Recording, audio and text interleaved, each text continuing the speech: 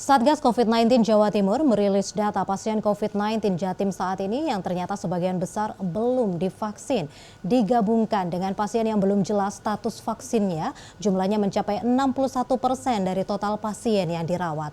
Satgas COVID-19 Jawa Timur menghimbau masyarakat untuk segera melengkapi vaksinasi hingga booster.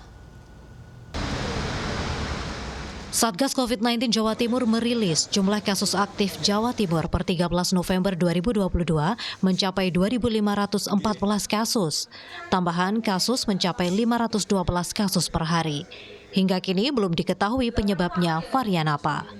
Dari keseluruhan kasus aktif, 1.157 pasien yang dirawat, ternyata sebagian besar pasien belum mengikuti vaksinasi.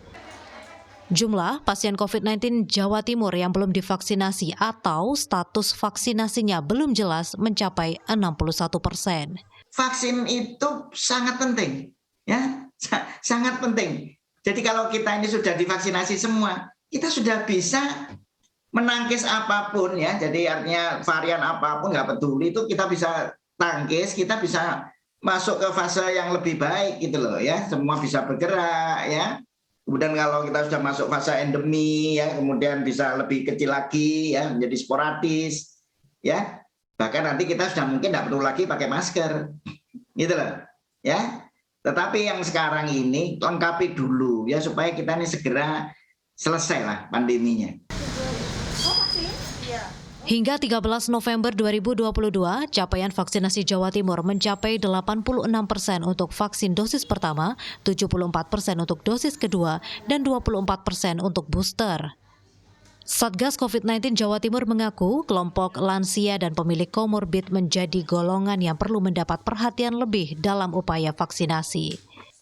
Dan ini yang sedang sekarang juga kita terus terus ingatkan kepada daerah untuk segera capai target vaksinasi lansia kalau bisa segera 90-100% seperti itu. Untuk yang komorbid dulu sebenarnya kita sudah memetakan, ya, dari orang-orang yang belum vaksinasi kurang lebih sekitar 20-25% itu mereka punya komorbid dan takut untuk divaksinasi. Padahal sebenarnya organisasi profesi mulai dari Perhimpunan Kardiovaskular Indonesia, terus habis itu Perhimpunan Dokter Penyakit dalam Indonesia sudah menyarankan bahwa komorbid apabila tidak sedang dalam kondisi akut atau dalam kondisi sedang kambuh itu sebenarnya masih boleh divaksinasi. Jadi kita juga yang pertama menyarankan masyarakat yang komorbid itu tetap divaksinasi, tapi tentunya juga dengan konsultasi kepada dokter.